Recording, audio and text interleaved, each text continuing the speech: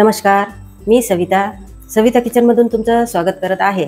तर आज आपण तयार करणार आहोत मोदक। तर चला न वेळ घालवता रेसिपीला सुरुवात करूया। चला तर मग व्हिडिओला सुरुवात करूया। आणि व्हिडिओला सुरुवात करण्याआधी आपण बघणार आहोत साहित्य। तर साहित्यामध्ये आहे हे बघा, हे आहे क्रीम बिस्किट, काजू आणि दूध। तर हे बघा, हे जे बिस्किट आहे हे आता आपल्याला लहान तुकडे करून मिक्सरमधून बारीक करून घ्यायचं आहे। आणि या बिस्किटमध्ये आतमध्ये क्रीम आहे आणि या बिस्किटाला चॉकलेटी फ्लेवर आहे, त्यामुळं याचे मोदक खायला एकदम छान लागणार आहे। हे बघा, आपण मिक्सरच्या भांड्यामध्ये बिस्किटचे तुकडे करून टाकलेले आहे आणि त्यामध्ये हे काजूसुद्धा आपण टाकून फिरवून घेऊया।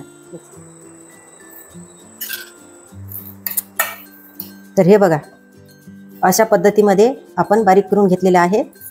त्याच्यात काजू आणि बिस्किट्स आपण एकत्र मिक्सरमधून फिरवून घेतलेले आहे। एकदम बारीक करायचं नाही, थोडं जाड असलं तरी चालेल। ह्याप्रमाणे आता आपण हे काढून घेऊया।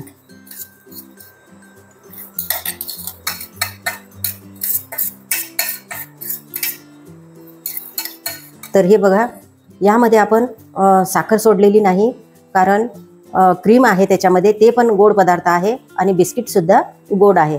तर तुम्हाला जर जास्त गोड आवडत असेल तर तुम्ही याच्यातनी थोडी बारीक करून 1-2 चमचे साखर सोडू शकता। आता यामध्ये आपल्याला दूध घालायचं आहे आणि मिक्स करायचं आहे।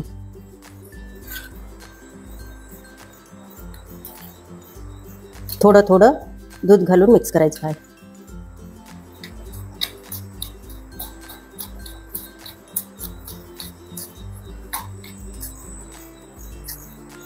तर हे बघा, यामध्ये आपण ह्या चमच्याने 2च चमचे दूध घातलेलं आहे आणि छान मिक्स केलेलं आहे। हे सर्व एकदम मस्त मिक्स करून झालेलं आहे।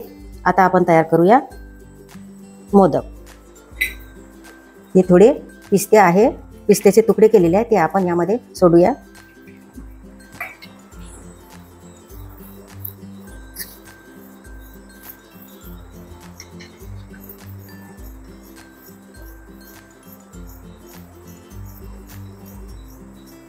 हे बघा,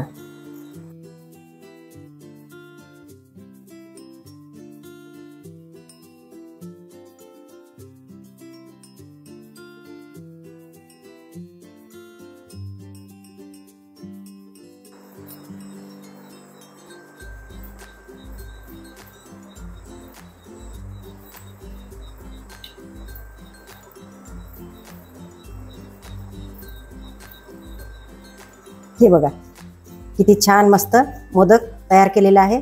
तर अशाच प्रकारे आपण सर्व मोदक तयार करून घेऊया।